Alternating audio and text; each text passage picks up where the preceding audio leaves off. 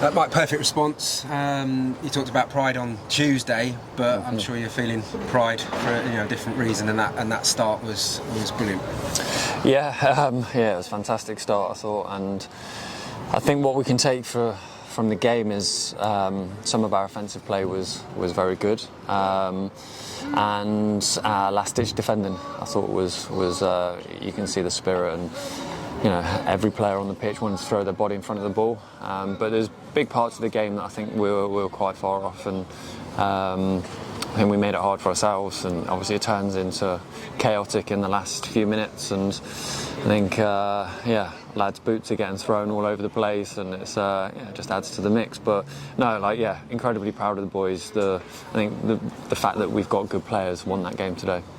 And Stephen Wern, I mean, we spoke to you maybe a couple of weeks ago, and you said, there's 5 or 6 positions I could play him in. One of those was up top, and I mean, a couple of poachers finishes today. Yeah, our main concern is keeping him fit, because he's had little niggles, which is unusual. But I've said before, we know the quality he possesses, and good players understand the game, and they can play in any different pockets, and they've just got a sense they understand. And he saw how sharp he was today, and I thought we could have had a couple more. So it's fantastic to get him at the start and get the 60 minutes under his belt. Just got to wrap him up and see. Hopefully he's okay.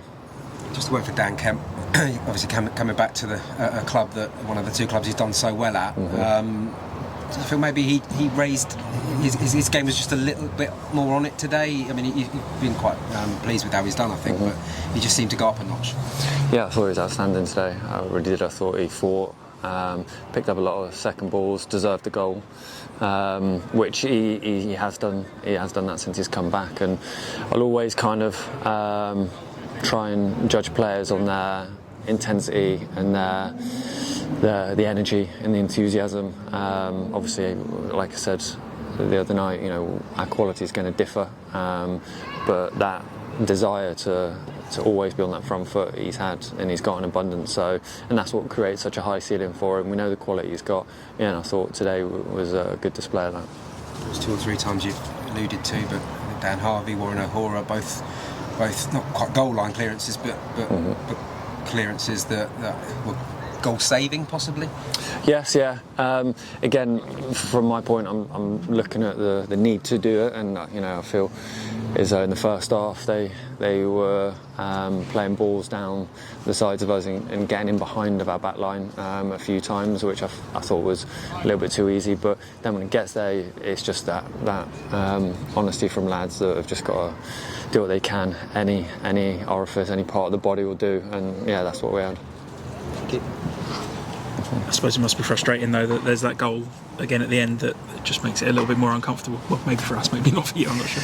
Yeah, no, I think the boys like to keep in the mix and keep the supporters on their toes. But we'll look at it back, we'll reflect on it. I think we said at half time it's going to be about concentration. I think us going forward, we're always going to carry a threat. But we've got to make sure that we stay with runners and we're diligent in everything we do in our intensity before they get to the final third.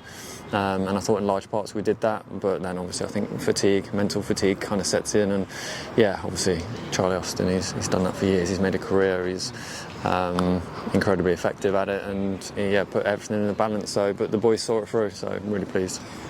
Could really put it to bed after about half an hour, couldn't you? There were some other opportunities after when you'd put you ahead. Yeah, I thought Gibbs could have had a penalty. I thought he cut in, opened the goal up fantastically, and was taken down. It was quite blatant, but I thought the crowd had they were calling for a few decisions before that. So, but it is what it is. You've just got to kind of dust yourself down and go again and keep that focus, keep that intensity. And we did. I thought we could have had a couple of more, but again, probably so could they. Not many clear-cut chances for Swindon, though. It was that do or die defending and just calmness, I think, from you guys at the back. Yeah, calmness. Not so much on the side, but I think potentially more on the pitch. But we've got a lot of experience out there, and obviously, when Skip comes in, he adds to it. He will calm things down naturally. And I think since we've come in, we've just seen the ingredients there, that honesty, that endeavour, that desire. We've just got to try and support it and shape it the best we can.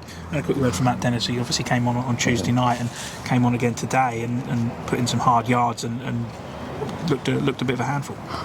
Yeah, I thought he did really well both times, and I've openly said to him, all I want to see you is just running, non-stop running, because his quality, his physicality is something that is unstoppable. And yeah, when he gets chances, he will finish it. So he just needs to keep working hard, keep his head down, and opportunities will keep coming up for him. And I'm really pleased for him.